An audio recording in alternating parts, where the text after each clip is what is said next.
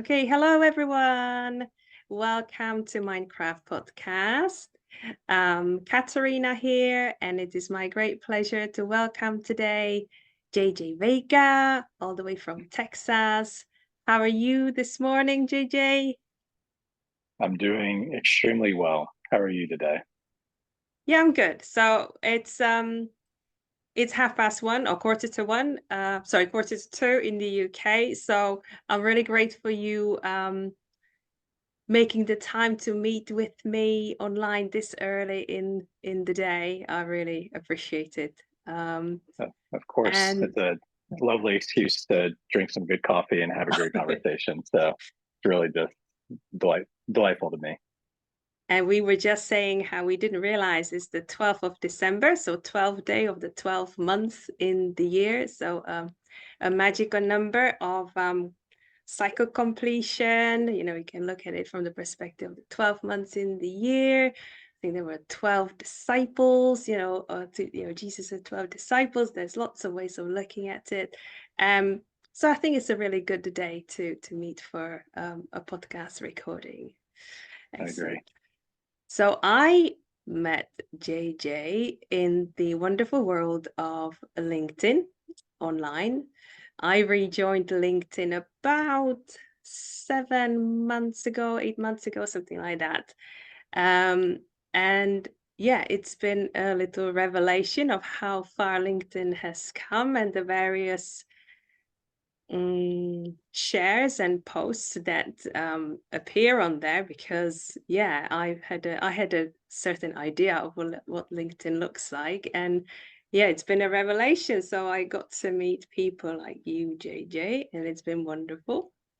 And I know you as someone who's terrific with words, someone who likes to write and share ideas in that space. I know you wear other hats as well, but maybe tell us a little bit about you just for people to meet you, and then we'll dive into our conversation. Well, again, thanks for the invitation to have the conversation. I'm really honored to be a guest here. Mm. And it's been so good to be connected with you. And like yourself, I was on LinkedIn, but not really on it and actively creating content and making connections. And I think about actually January of this year, I decided, especially someone that works fully remote, that I just wanted to expand my network a little bit. So I started getting it more into creating content and writing and writing and writing and just meeting really cool people and seeing that LinkedIn had moved from being a very kind of uptight, like we're professional with suits on, to, well, we're professional, but we have jeans on. And now I'm really starting to see, especially in the last about 6 months or so, that we're professional and we're rolling our yoga mats out. So there's a lot more people that are sharing about things that are deeper for them, that are true for them, and that extend beyond the artifice that we can sometimes put up in front of ourselves and call our professional identity.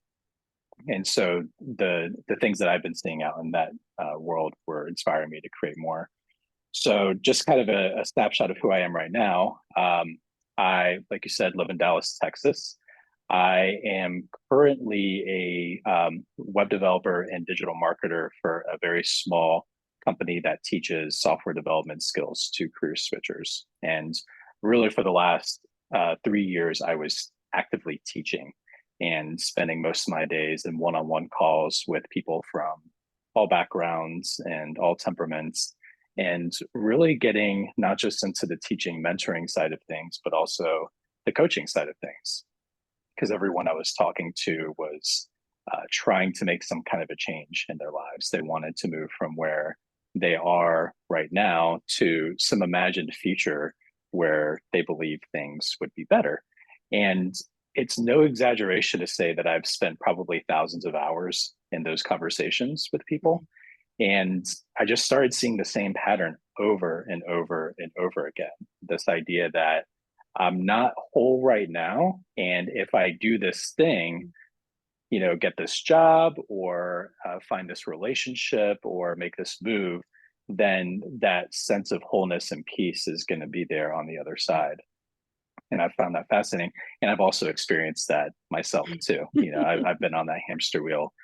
So, so I started writing about that. And so like my day job, I've, moved more into the storytelling part of my company and really trying to help it connect with the people that can benefit from the types of education that we do.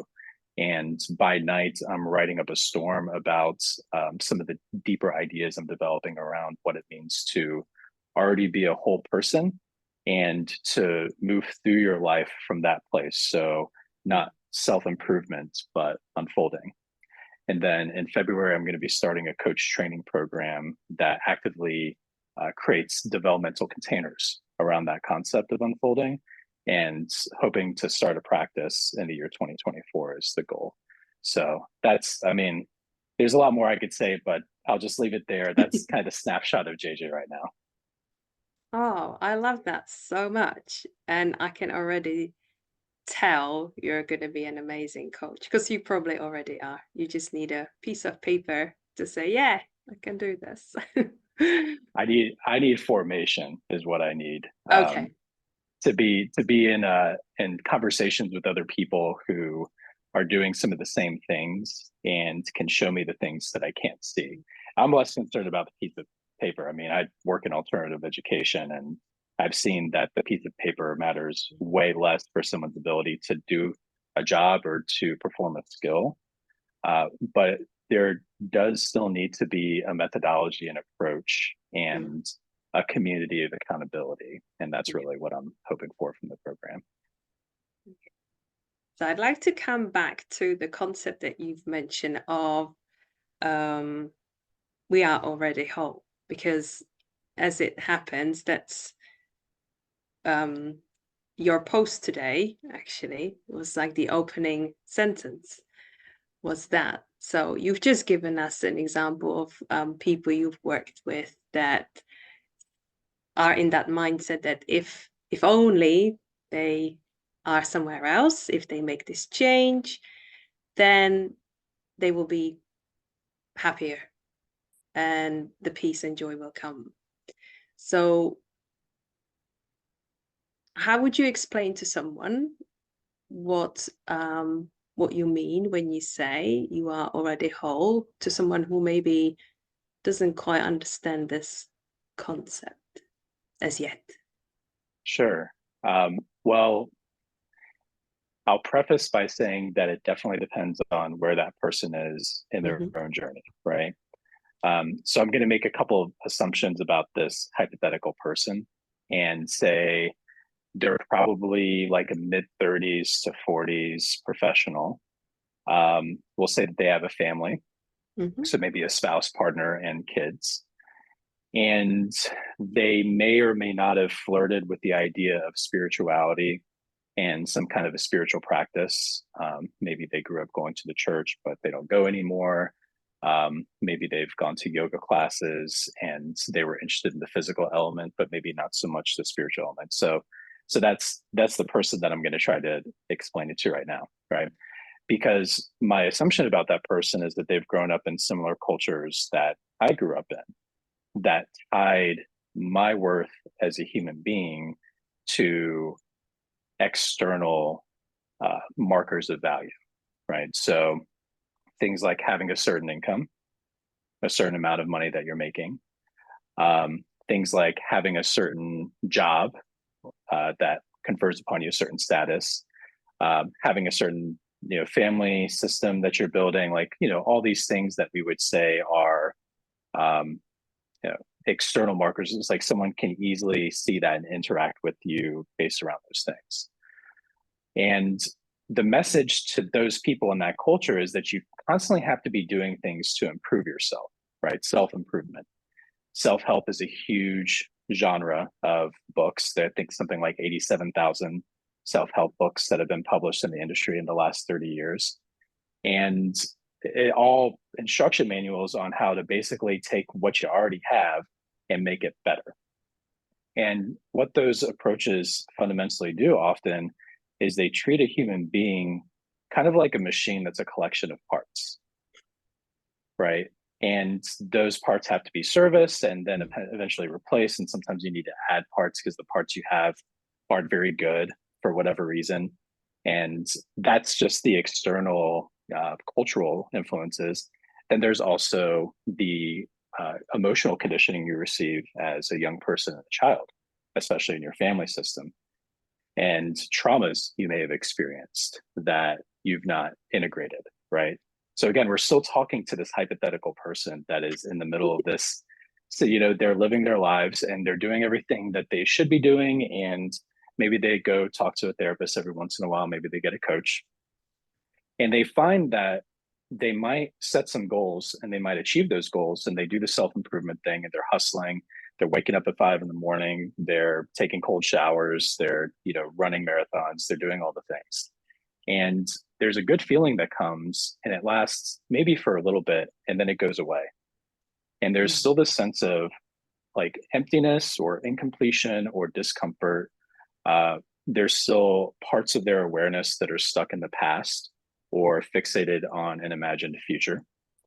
And they have a really hard time being present.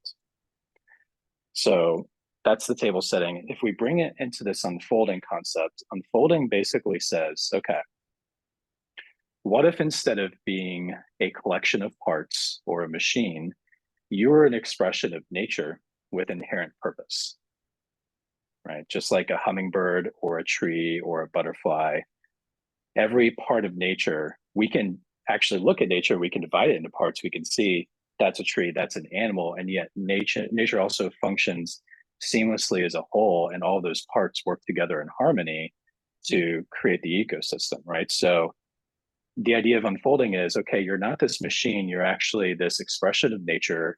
You are inherently whole and infused with purpose. You have something that you're made to be and do inside this ecosystem.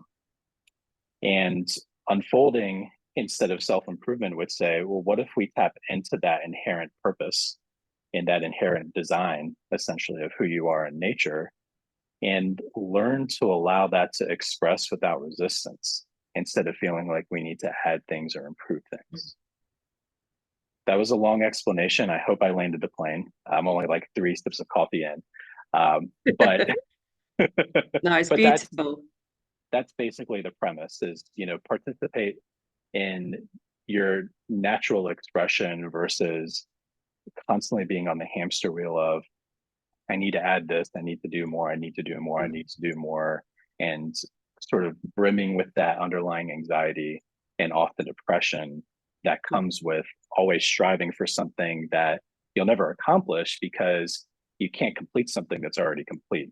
And so you have to learn to become present with what already is and then work from there from a place of curiosity and interest and openness and relaxation. I love that.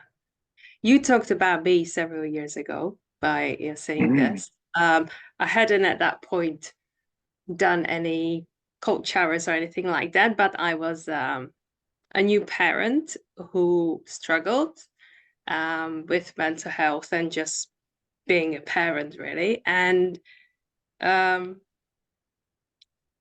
definitely can relate to wanting to always finding things that I need to improve about myself that from my perspective back then seemed either not good enough or broken, needing to be fixed. And then when that part of me is fixed or replaced by something new, then all will be well. So I really relate to that. And I love your explanation with relation to nature, because what's helped me was meditation, mindfulness and meditation, and finding that ability to pause and really connect with the present moment, that then kind of allows you to see in everything in nature that as perfect as it is, right in the right place where it needs to be, with the right speed of development, you name it. And that also looking at it from the perspective that one flower doesn't look at the other flower and thinks, oh, this one's blooming quicker than me, or is it more bountiful and is more colorful than me. And yeah, so the comparison, which is the poison of our society right now as well, kind of came into that. And I look to nature for inspiration all the time. I go to nature for peace in myself, to ground myself, and just connect back to myself, but also just to kind of appreciate, well, several things. First, that everything is already whole and perfect. Second, that we evolve in cycle. We're cyclical beings, just like anything in nature. That there are no comparisons, and stillness. I love the way that I was just looking yesterday. I went for a walk, and all the trees are bare now, and yet they're still so beautiful and whole as they are. You could say, oh, their leaves are missing. There's something, we need to do about this, but no. So I also learned a beautiful fact recently, is that in autumn, all the trees already have buds ready for spring. So I went and looked, and they were there, ready. They just looked at these, like, black buds. I never noticed. So if you don't, this is the other problem I had also, was that I needed imminent changes, like straight away. Yeah. And if something didn't work, that meant that I was failing. Yeah. But knowing, again, this is another inspiration from nature, just to trust that things happen in their own kind of pace, within the best timing. And looking at these trees and the buds on them ready for spring 6 months earlier, I was like, wow, this is just another confirmation and revelation. And I love when the word you use, unfolding, because I like I said, I look to nature for a lot of inspiration. And one is when you say unfolding, I imagine like an closed fern branch, and as it slowly starts to unravel and open, that again, until it's kind of fully erect and beautiful, a bit like the butterfly that you talk about in your posts. That to me is another example of, like, you are already whole, like you say. You just kind of need to unfurl your wings, and there's nothing broken, nothing needs to be fixed. So I just wanted to add that to your point. That's beautiful. You just said a lot of really interesting and profound things, and there are two thoughts that came up that I'd like to share in response. The first being that idea of the trees in the wintertime are already carrying the buds for spring. And I feel like I've been having a lot of conversations with people of late, also with myself, around this theme of impatience. Like, you can, when we're starting to really tune into like what is happening right now, and you'll notice my body language, like I'm not pointing here. I'm here, right? I'm in the heart, the gut, the body. You can feel, right, what's coming, and this voice is starting to quiet down. And there's that excited child part of ourselves that's just like, well, I just want it to happen now. I want to get the ice cream now, right? And these seasons, right, everything being in nature being cyclical, is such an important part of the process. And I think it's a good corrective to the way our cultures currently organize themselves. We're very always on and constant, and we don't often respect the down cycles, because we really like the up cycles. And so I think that idea is extremely important. And then the second thought that came up was, and I think it still works into the theme of patience, is when the fern hasn't fully unfurled, it's still beautiful. When the fern is a seed in the ground, it's beautiful. In all stages and all movements of its development, it's beautiful. It's a symphony. Every song has beginning, middle, end, quiet parts, loud parts, all types of dynamics. And one of the gifts of unfolding as a way to frame development, and not just of the individual, but also groups of individuals, organizations, and tribes, is that you can look at every part and say, this belongs, this belongs, this belongs, this belongs.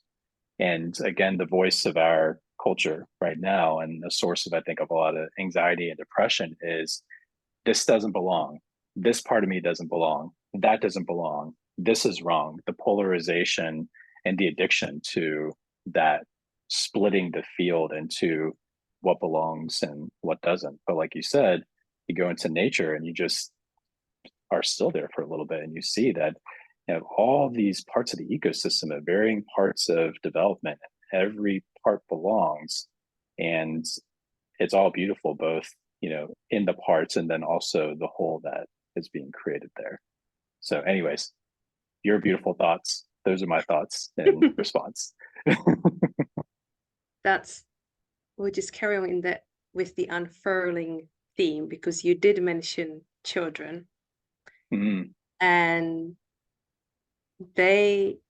when we look at how most of our responses in adult life come from a place of not feeling good enough, that could be caused by trauma. And we now know that the majority of trauma happens, or we bring with us from childhood.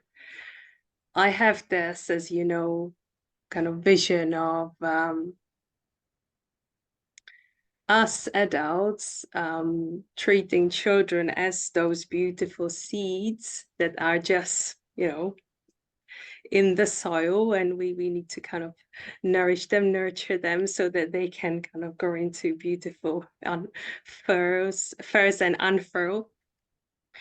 And the responses that you've just described about feeling inadequate, or parts of us feeling inadequate, not good enough, comparing to ourselves. I just want to maybe go to that, and I'll just share for context.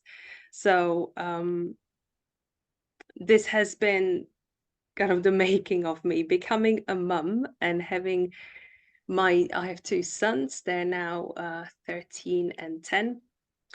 And they are the reason I do what I do now, because what happened to me is that I wanted to be this gentle, respectful, compassionate parent, but their behavior, their responses caused me to react in a way that I really didn't like. And I kind of worked out that I am just repeating the patterns that I saw in my family as a kid, but I didn't know what to do with it. And I was like, what's going on? How do I change this? So all of those moments led me to looking at my kind of inner child and healing those parts of me that were triggered in those situations. And I hope for a generation of children growing up now, because I know there are loads of parents who are trying to do the same right now, and it's not easy because we've had no role models. We're kind of working what's the word, I can't think of the word now, never mind. We're just basically work in progress, doing our best. Yeah. And I know that children are close to your heart. You're a godfather to 6, and you've shared this beautiful phrase or sentence in one of your posts about, I've got it here, that we're entering the age of wisdom, where we live in a culture that is not governed by the tyranny of the unchecked ego, and that it requires great emotional maturity. So would you be able to share with us maybe a bit more about what you mean by that, and maybe reflect on your own experiences. That would be amazing. Yeah, I appreciate you inviting me to do that, and being so well prepared. By the way, excellent stuff. Yeah, so children, I guess we can start with the children aspect. So I was in the military for 4 years in my 20s. I'm 37 now, so this is a while ago. It's been about a decade since I was in. And I left the military with an interest in becoming a social worker, and specifically a social worker for abused children, and kind of working with child protective services. So I did about a year of education in social work, and I did an internship, and I went to AA meetings to study addiction, and I did a pretty wide range of study. And that was a good teacher to me, because I realized at that point I was not emotionally mature enough to enter that work without getting burned out. I could already see it. It was already happening in the educational portion. So I couldn't imagine how that would work out when I actually got on the job and was working with real cases. So I stepped back from that for a season, and thankful that I did, because I really do feel like I found a direction that's more in tune with who I am. But that wasn't actually the most profound part of that season. The most profound part was the work that I was doing part-time. So I don't know if you guys have this in the UK. In the States, we have an organization called the YMCA. You probably, okay. So the YMCA is, it is here, but it doesn't operate in the same way as in the US. Yeah. okay, cool. I'm trying to be aware of cultural It's differences. I just don't a want to charity, but they maybe you can explain to us a bit more the extent to which they help children, because it's not the same. Yeah. Yeah, it varies here in the States too, but the YMCA that I worked at had an aftercare children's program for kids ranging from, I think, as young as 4 or 5 years old, and then through to middle school age for us, which is about 11, 12, 13. So young children. And this was a program that was more affordable for parents who, were lower income or in poverty. Because as we know, childcare is insanely expensive. It's very, very expensive here in the States, prohibitively so. So I worked that program for a while. I was a counselor, and then I was a supervisor for a site.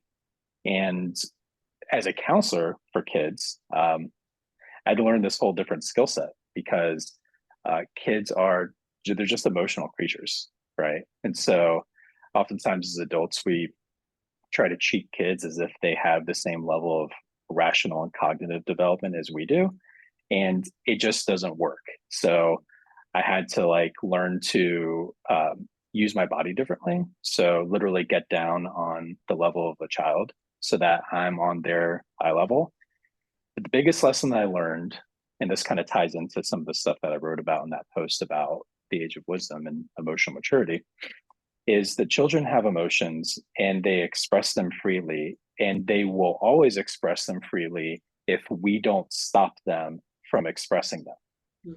But we do that, and our systems are designed to repress and suppress, sedate, and control children's emotionality, right? We put them into public school systems. We tell them to sit still, worst thing to tell a child. We tell them to be quiet, worst thing to tell a child, right? And I do think that's changing, and there's sensitivity to children's needs within those systems, but still, that's a really heavy conditioning. So what we're essentially churning out socially are adults with kids inside of them that have all these emotions that they haven't fully expressed. And so this kind of comes into that part stuff, is these parts of us are unintegrated because we haven't learned to fully feel the emotions unconditionally and express them in ways that are wholesome. Because emotions are just energy emotion. They're designed to come in and out they go, right? Through tears, laughter, wild shaking of the limbs, doesn't matter, right? It's just energy emotion. It's everything's energy. This is energy emotion. Our bodies are made to be sensitive to those things and respond to them. And that was a revelation to me to realize that I didn't have to do anything to control this kid's behavior as something was happening.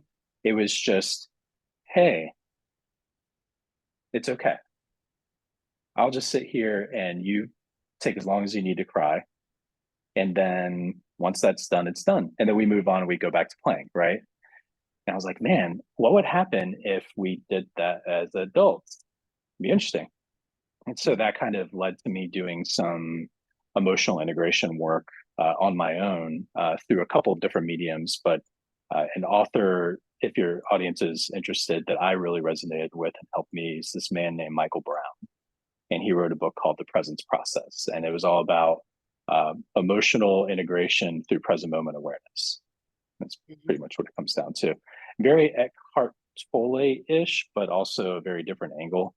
And it's about embracing present moment awareness, which brings up the uncomfortable, unintegrated emotional experiences that we haven't fully processed. And then through present moment awareness, allowing them to come to completion, therefore growing up emotionally, right? And that was significant, probably the most significant thing that I've done in terms of my own development in my entire life. Mm.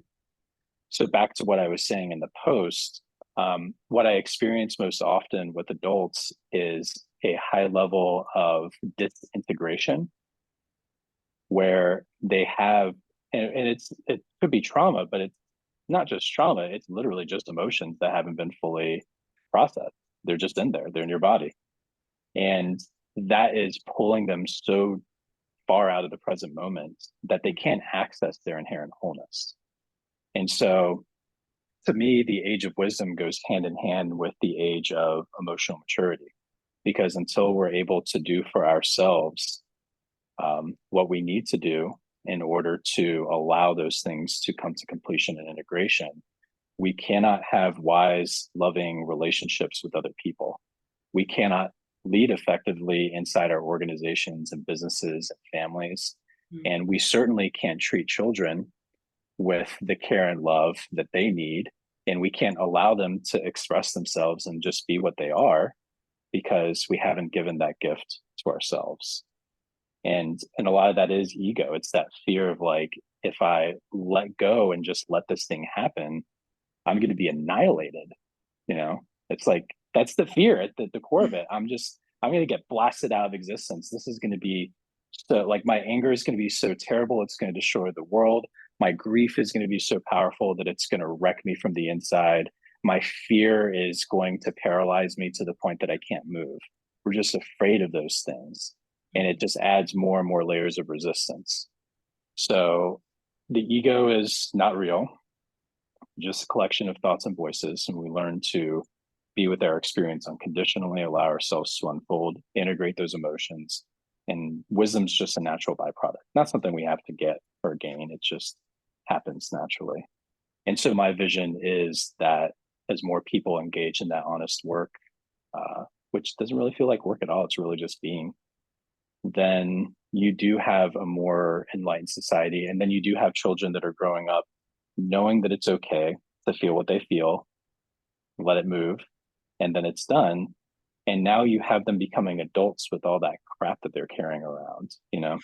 And I feel like that then leads the next generation to become wiser stewards of the planet, to be more conscious people in business. I mean, the implications are literally unimaginable. We can't imagine it from where we are. So anyways, that was a long one, but hopefully, again, I landed the plane. The length is perfect. Absolutely. You needed to cover all of that. And I so resonate.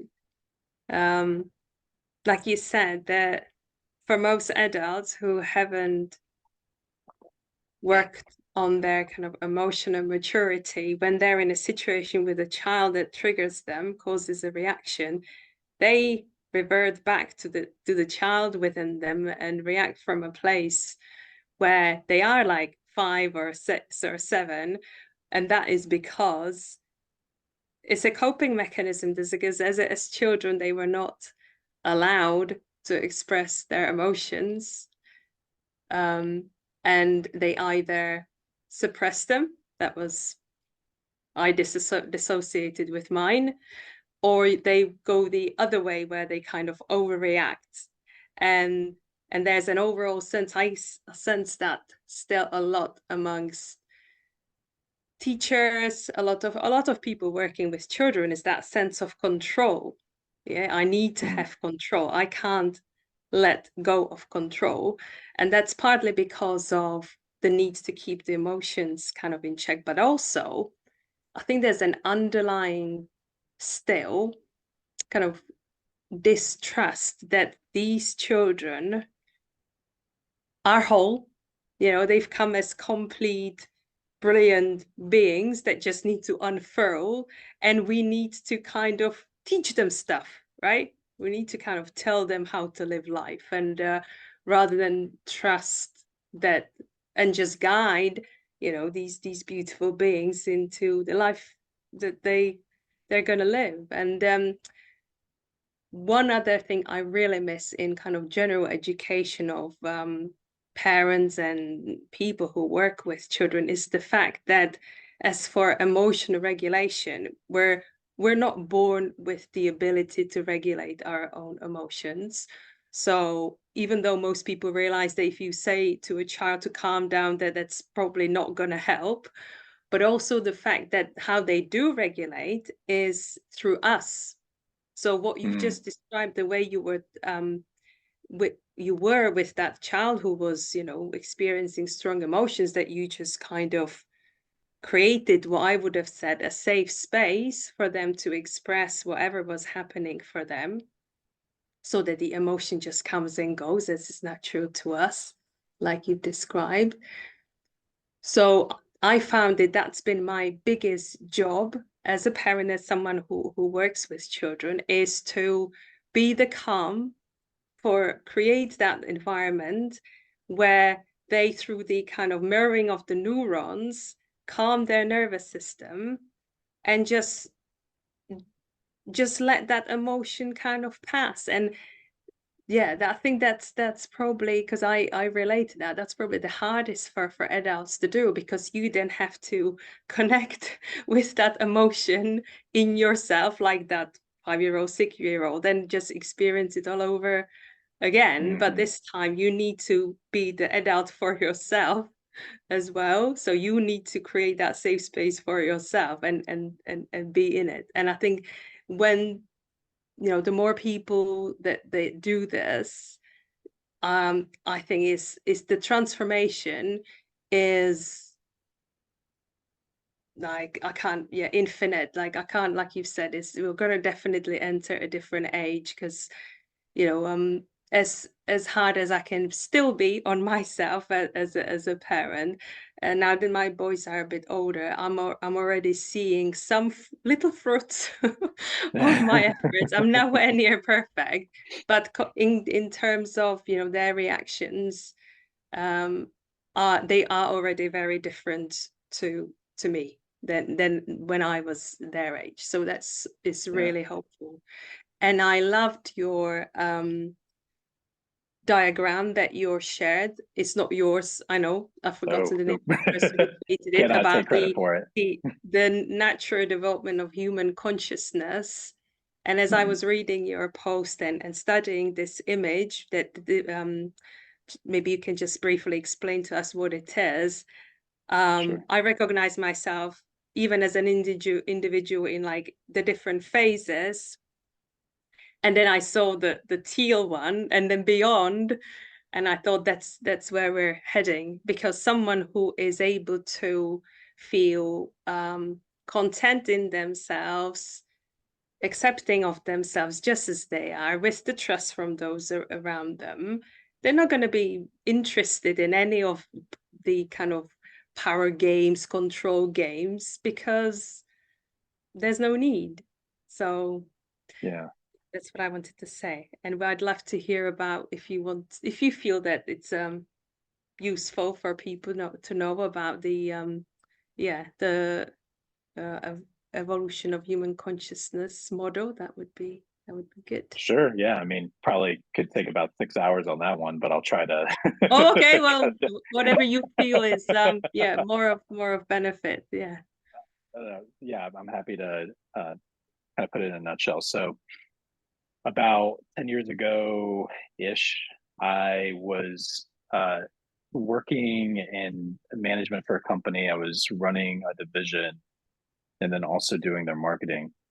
And I was really interested in getting better at leading. And I'll often tell people that the golden thread of my career has been leadership.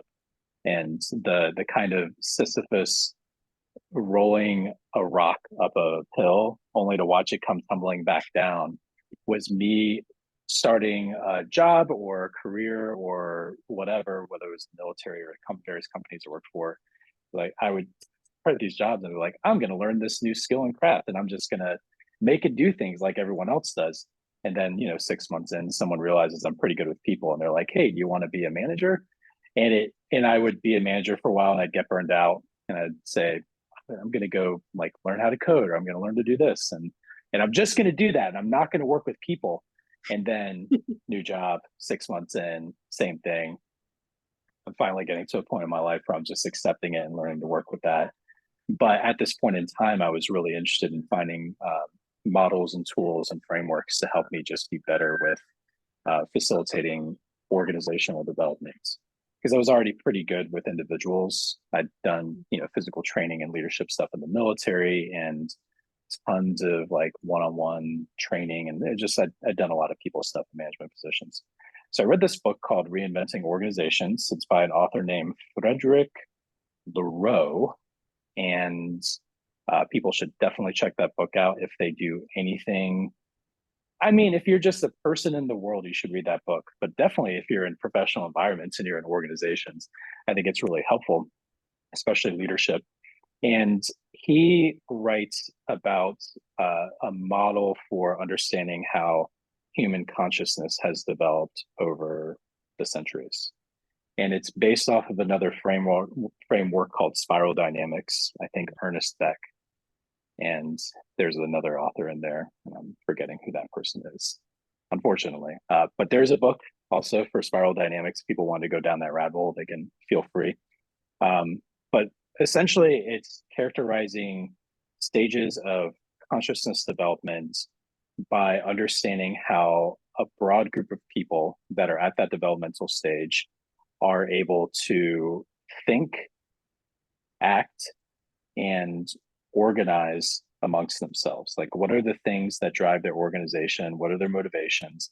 How are they thinking about things? And then ultimately, how do they take action? And for your viewers that are familiar with Maslow's pyramid of needs, I'm probably saying that incorrectly, starts at the very base survival needs, food, shelter, water, stuff like that. And then as those basic needs are met, we can now move up to more, I would say, abstract needs that are still very important for whole human flourishing, all the way up to self-actualization. So moving from basic survival needs to certain emotional needs, to certain social needs, to certain vocational needs, and then to the idea of like the self-actualized, fully alive person that's living out their purpose. This model of consciousness is basically the same thing, but for large groups of people / the entire planet. So the idea is that each level has a color in this book. So it starts with, I think, red, amber, and these are groups that collect together in small tribes, and their driving motivations are power, fear, and they're really well suited for dealing with chaos. As an aside, and I think this is important to understand with development in general, if you are, say, at a quote unquote higher level of development, that doesn't mean that it's inherently better than the lower stages, right? It'd be like being an adult and then looking at a toddler and saying, you're kind of dumb because you're a toddler and I'm an adult and I'm better. Like, yeah, but you had to be a toddler in order to become an adult. And also there's skills that you learned during that stage that you still use today. If you hadn't learned how to crawl as a baby, you wouldn't be able to move as an adult. Same thing for, big groups of people. It's this idea that as we, move beyond some of those stages, we're able to transcend and include those skills. So at that base level, it's all power, fear, and chaos. And that's not great if you're trying to lead a conscious organization, but it's perfect for the zombie apocalypse.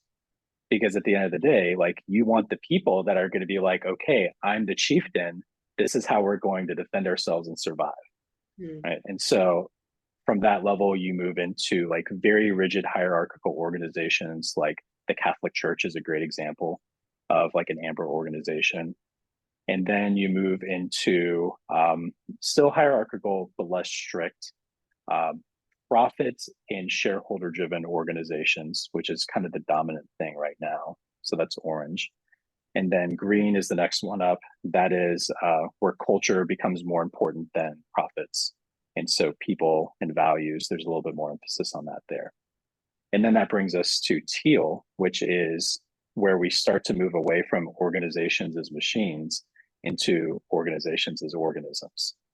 And the funny thing about this unfolding concept that we were talking about earlier is that this book was the first place I read it like 10 years ago. And I didn't really notice the unfolding concept until I picked it back up again a couple of months ago. And I was like, oh, it was there the whole time, just percolating back there. Right. So that's kind of the snapshot of the model. And the idea is that, you know, as we grow as a species, really, we're passing through these stages and transcending, including the previous stages, and sort of this constant evolutionary spiral that is deeply connected to how consciousness is expressing itself through us individually and collectively.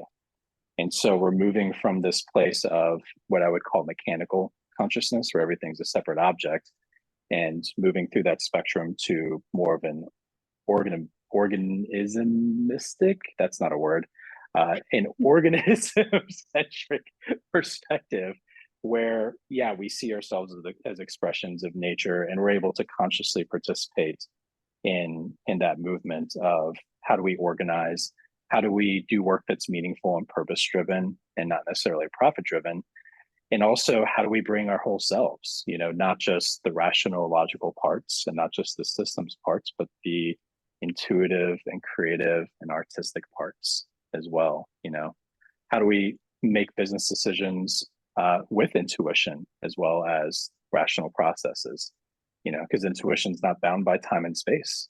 It's a very interesting thing to put into the toolbox once you combine it with everything else. So again, Reinventing Organizations, great book. Spiral Dynamics, other great book. There's plenty of images out there and articles you can check out. If that explanation didn't make sense, I'd encourage people to look into it if it's something that strikes their fancy. Thank you for this. I didn't realize the book's based on the Abraham Maslow's hierarchy of needs. That makes perfect sense. There are now voices that actually say he got it a bit wrong, because if you only focus on survival needs minus love, then you're never gonna feel fulfilled, basically. So it's almost either upside down or intertwined in all of these stages, if you like. You need, yeah, there's the human need for community and love and acceptance and all that. And the other thing that popped to my mind as you were speaking, I'm a big fan of Greg Braden's work. I don't know if you're familiar with Greg Braden.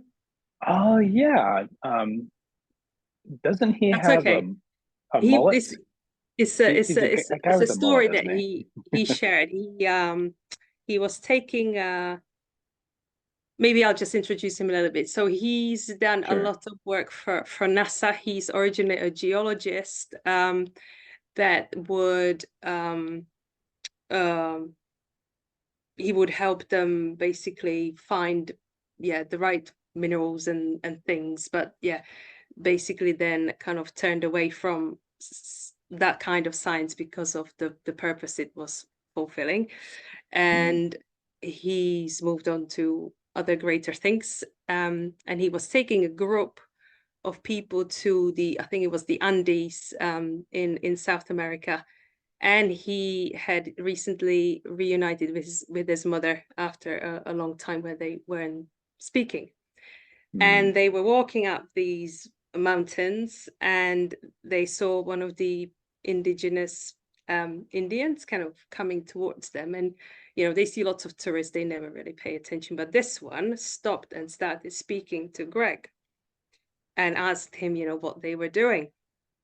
And he explained he only stopped to talk to him because he was with his elder, he was with his mother, because obviously again culturally we've now gone too far, like we split ourselves up from our families too much. But nevertheless, that's not the point of the story. The point of the story was that he was explaining about how as a civilization we're kind of moving in the direction of reinventing everything that is within us on the outside.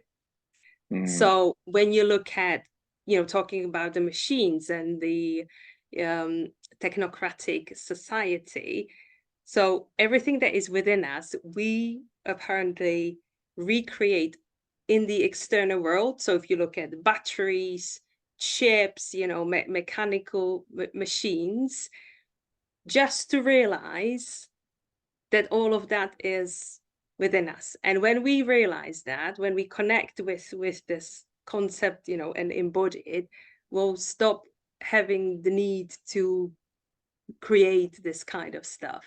And I was just thinking, the latest addition to the list of these things is AI, right?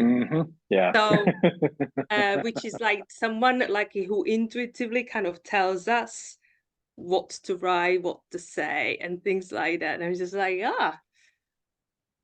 So yeah, I'm not quite sure where I'm going with this, but that's kind of popped up as you talked about the organizations and how they operate, and the relationship with the individual and coming as a whole. Yeah. Yeah. That's a fascinating story, by the way. Yes. And I am remembering who Greg Braden is. Also, I wanted to add a thought come up when you were talking about how we're doubting a little bit Abraham Maslow's hierarchy of needs, or at least some of the ways that he frames it.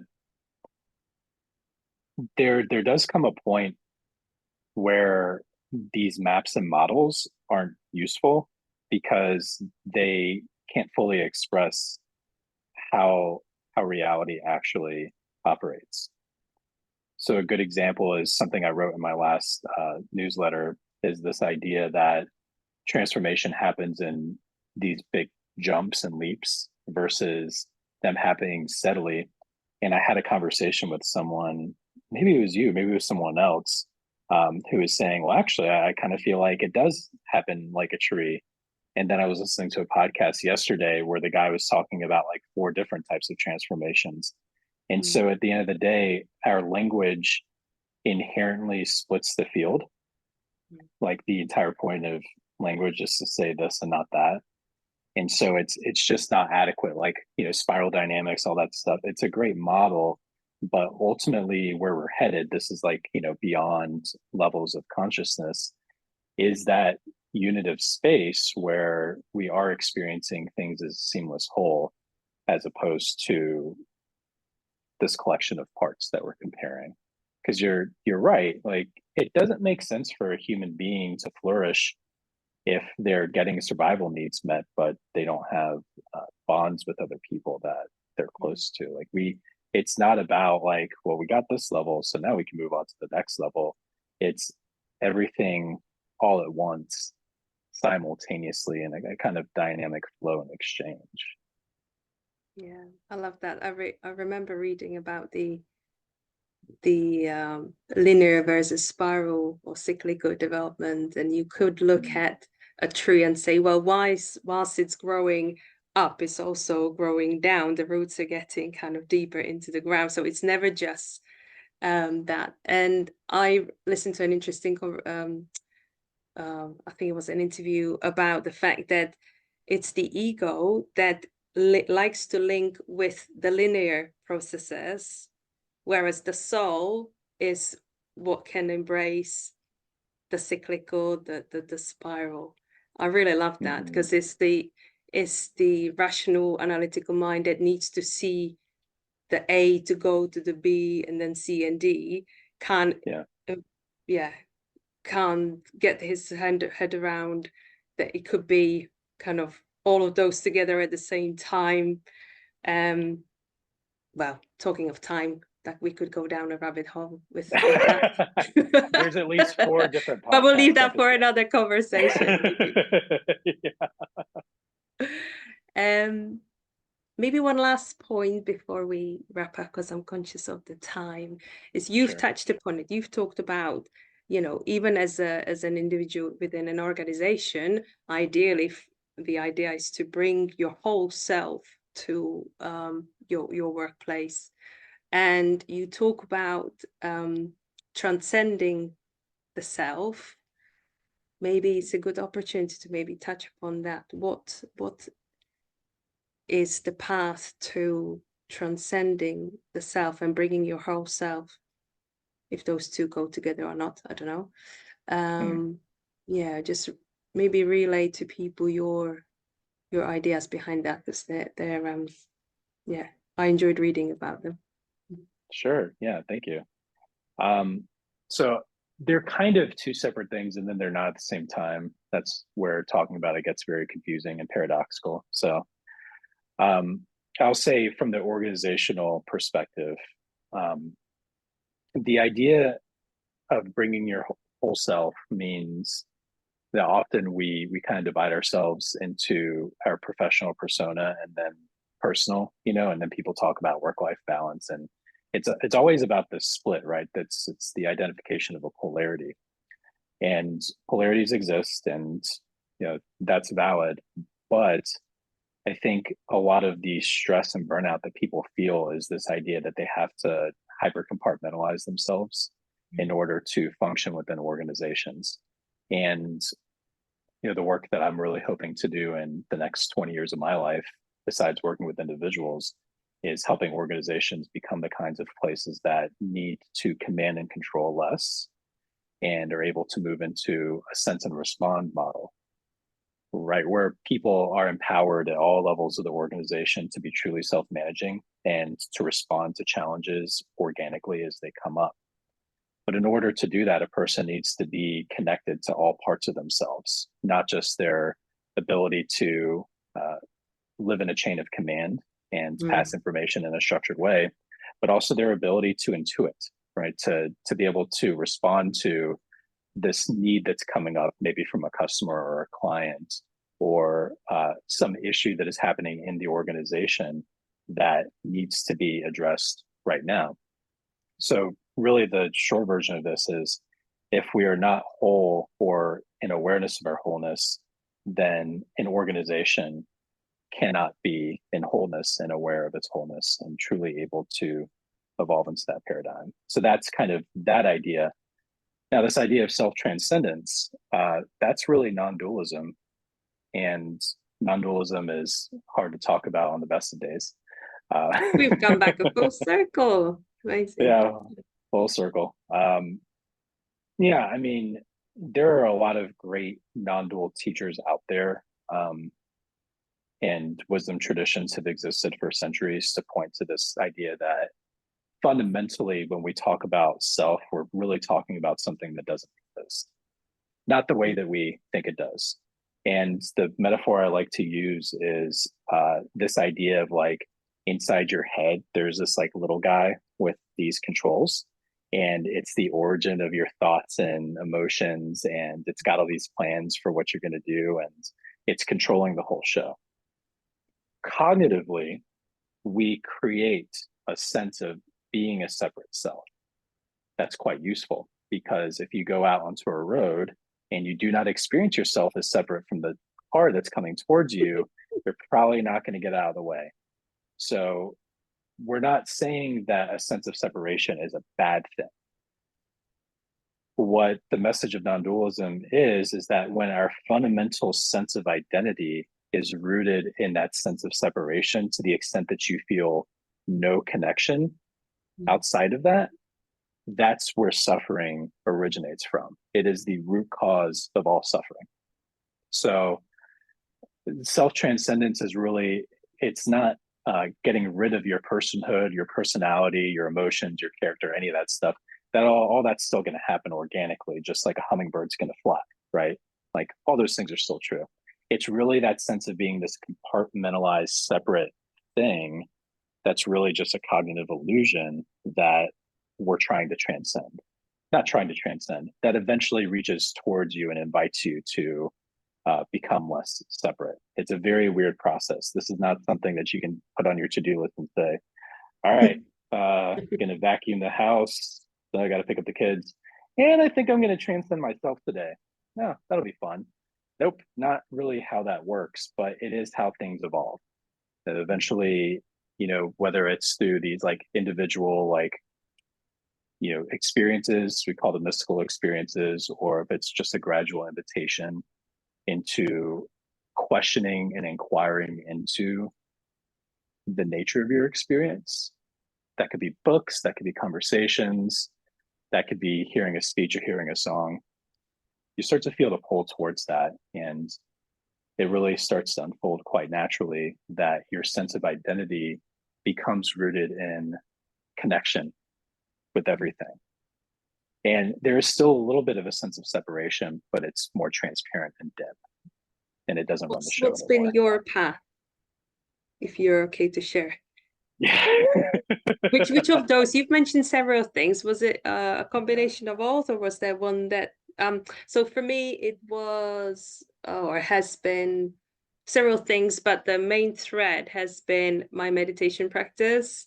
So I moved from mindfulness to transcendental, or some people know it as Vedic meditation. So that it's in the word, meditation that transcends thought, and just you enter these states. They're just, all I can say, states of being that basically allow you to actually experience what you're trying to describe. So that's why I asked. I'm just curious what it's been, what's the path been for you?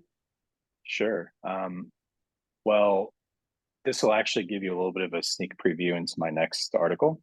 The three-legged stool of unfolding, patent pending, because I've kind of identified what I would say are three main components that have pulled me along into that de-identification with, or disidentification with, the voice of the ego, and an identification with wholeness.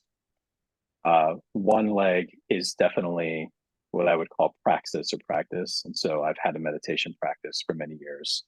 Also started with a more traditional, like mindfulness, breath counting type of thing. Moved into more surrender practices, very similar to transcendental meditation, Vedic meditation. So that's been a component of my life for a long time. Another is I've just had really good guides. So that's the other leg of the stool. And when I say guides, I don't mean like Yoda and Dagobah. Why not? You know, like, I mean, I haven't met him, but boy, that'd be a dream. I mean, just like people that have come into my life and have pointed, pointed the way, or walked with me, even better. So guides, and that could be a therapist, could be a coach, could be, the person bagging your groceries at a supermarket. You know, there's not a special role here. It's just people that come into your life and teach you, and they point. And if you look at where they're pointing, you might experience and know some truth. And then the third leg is community, and really being deeply connected with other people who are just constantly reflecting that truth back.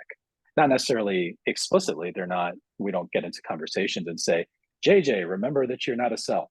That's not what that is. It's just people that through sheer presence, through what they mirror back as true, your giftedness, your wholeness, all the things that those inner voices and inner critics can tell us is not real, they help reflect that back. People like yourself, I would put in that category. I've been extremely blessed to have had a lot of traveling companions on the road, and so a combination of those three factors, I think, is what led to me being able to articulate this stuff at the age of 37. And absent any one of those components, and I've had those seasons, it's a much less stable process, and certainly a falling back into a sense of disconnection and separation and depression. Thank you for sharing that. Now we've covered a lot, and maybe you have some questions, the audience, I mean, those who are listening and watching. So we have an invitation, or JJ has an invitation actually, to a workshop he's put together with his colleague, Katrijn. I'm not quite sure what, colleague, no, collaborator, mentor, co-creator, friends. The labels don't really do justice. But basically, I would consider her an a guide. opportunity to ask questions, right? So tell us about the workshop. Yeah, for sure. So Friday, so today is December 12th. So Friday, December 15th, 8:30 a.m. Central Time. I apologize to my European friends that I'm not able to remember or do the time zone conversion. We need to look it up. I have no idea either. Yeah. I have a feeling it may not be a good time. I don't know. Yeah, we'll see. It's possible. I know Katrín's in Germany. So we did try to find a time that was, it's actually basically like what time it is right now for you. The workshop would have started 15 minutes ago. Oh, so that's perfect. Okay. Yeah. So I'll be posting and she'll be posting just some reminders the next couple of days for that. But December 15th, you can go to my LinkedIn profile, JJ Vega, and get some more details. The workshop's going to be basically a live inquiry session. And the topic is just the question of what is in our circle of control. And it's inspired by this idea popularized by Stephen Covey, who is like the self-improvement guru of the early 90s, where he identified that we have a circle of influence and a circle of concern, and we have to identify what's actually under our control and focus on doing those things and not worrying about the stuff that we can't control. This is kind of a radical inquiry into our assumptions about what's actually under our control. Things like thoughts, emotions. Well, JJ, of course that's under our control. Maybe not. I don't know. I'm not saying we have answers. And this is the big thing I want people to understand. This is not a workshop where we're showing up as experts here. Like, we're just fellow seekers. We're going to be asking the questions and creating the environment. This is going to be a conversation. We know not where it'll lead, but we really just want to encourage some healthy dialogue around this idea. And then hopefully people walk away with other questions, and maybe better questions than they had before, that they can take with them into their lives and use as a way to explore some of these ideas. So yeah, that'll be on Friday. It's gonna be a lot of fun. I would say that I'm gonna bring cookies, but those cookies will be just for me because it's virtual. But it'll be a Zoom call. We'll have a Zoom link, and it's free and anyone can show up, and we'd love to be in conversation. We better get this podcast out quickly then. No pressure. Yeah. One idea for people who would be interested in perhaps the organizational side of things we've talked about, bringing the whole self, the way people feel conflicted about their persona at work and at home. We had a wonderful conversation with fellow JJ, a wonderful guy called Jason Johnson. I did a podcast interview with him last month, so find it on my channel. And I know you must have had an incredible conversation with him when you met in person the other day. So that, I can see where he's a wonderful human being. A lot to talk about. So okay, we've I want to be conscious of your time. What would you like people to take away from our conversation today in terms of encouragement, in any words of advice? I know it's a bit vague. I can't think of any exact questions. Or maybe something's just come up for you that you want to share as last words. Yeah. It did. Yeah. No, thank you for creating the space for that. If you read the news and to go on social media, and you engage in a lot of the things that engage our brains these days, the picture is pretty bleak.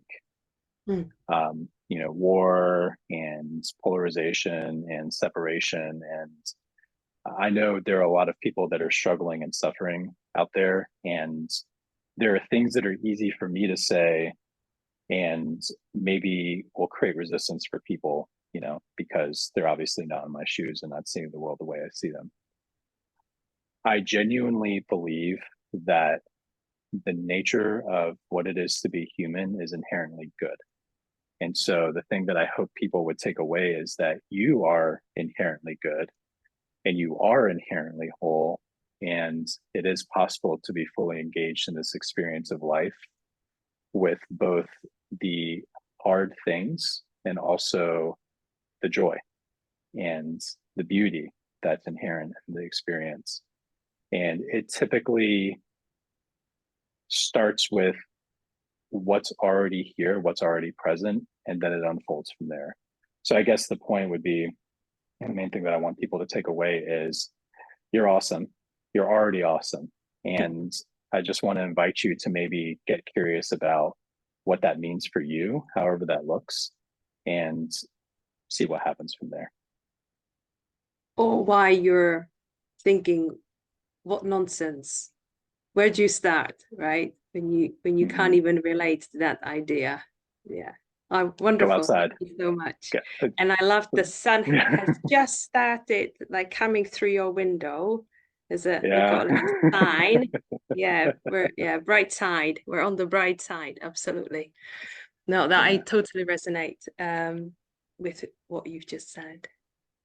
And thank you so much for your time. It's been wonderful. I could talk to you for hours. We'll have to. But for now, thank you so much. Have a wonderful day. I really appreciate your time, everything you've shared with us. And yeah, do go and join JJ at the workshop on Friday. Yeah. Thank you Okay. so Bye much for for now, having me. everyone. Bye, everybody. Thank you. Bye-bye.